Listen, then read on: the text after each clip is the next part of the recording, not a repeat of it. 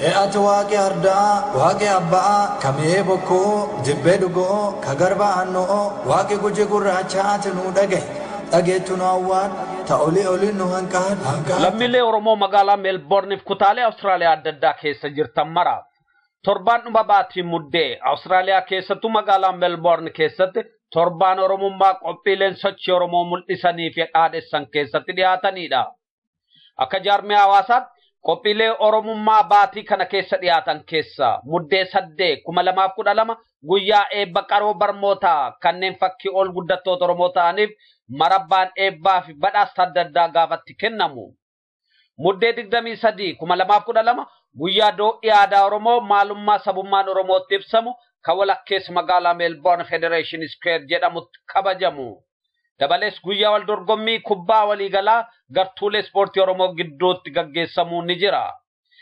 Qophiileen kunneen akkana hundeenyummaa Oromoo fi Oromiyaa alagaa biratti beeksisuu keessatti gahee olaanaa gumaachaa jiran. Magaalaan Meelboorn bara 2012 toon gaggeessiin duras dhimma Oromoof Oromummaa beeksisan kunneen ol kaaftee angaasuuf hidhattee jirti. Akkasumas akka jaarmiyaa siyaasaatti qophiileen dhimma bilisummaa Oromoo irratti dhiyaatan ni jiru. Warraaqsi bilisummaa dhimma dantaa fedhii Oromoo sadarkaa olaanaatti dagaagsaa jiru kanneen kaayyoo Oromoo jeeqan luundessaa baasaa kanneen kaayyoo Oromoo eegan immoo gootomsee kaasaa jira. Korgamtaa miseensota adda bilisummaa Oromoo kutaa Awustiraaliyaa fi Niwuzilaand muddee 29 adeemsifamuuf jirus warraaqsa bilisummaa dantaa Oromoo tarkaanfachiisaa jirut yeroo itti waliin mari'atan adeemsa jirus yeroo itti qoratan kan itti aanumoo yeroo itti saganteeffatanidha. Akkasumas korri hawaasaaf guyyaan kabajannaa waraana bilisummaa Oromoo muddee 30 mata duree nuti waliif hirkoodha jedhu jalatti dhiyaachuuf qophaa'aa jira.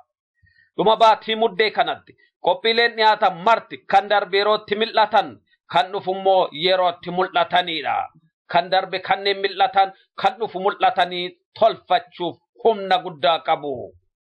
Kanaaf sabboontonni Oromoo dhimma saba keessanii irratti hirkoo waliif ta'uuf feetan.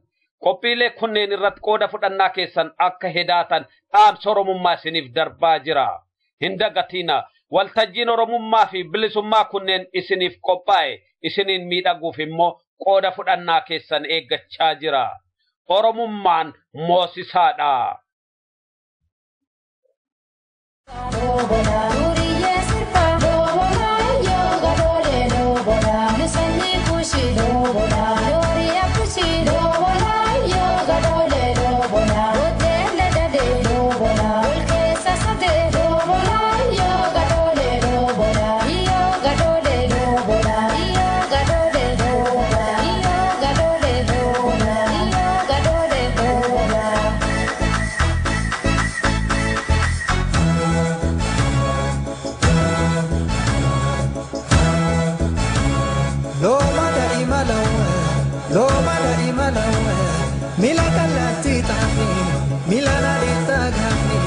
Magala gari tuya, simare gabi tuya, ufano gabi male, infeno gari male, loma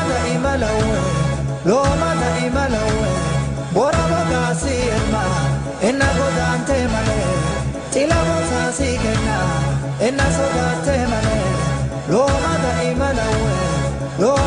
imalawe, loli gombiso dena, gombo la gena. Baruga batu gure, ato akalte nyako, gapajala ti dure, ato gapata ure, loma da imalawe, suke golo chigo be, sumpa golo richo be, golo le tabo gata, sunke tu anaketi, golo rasi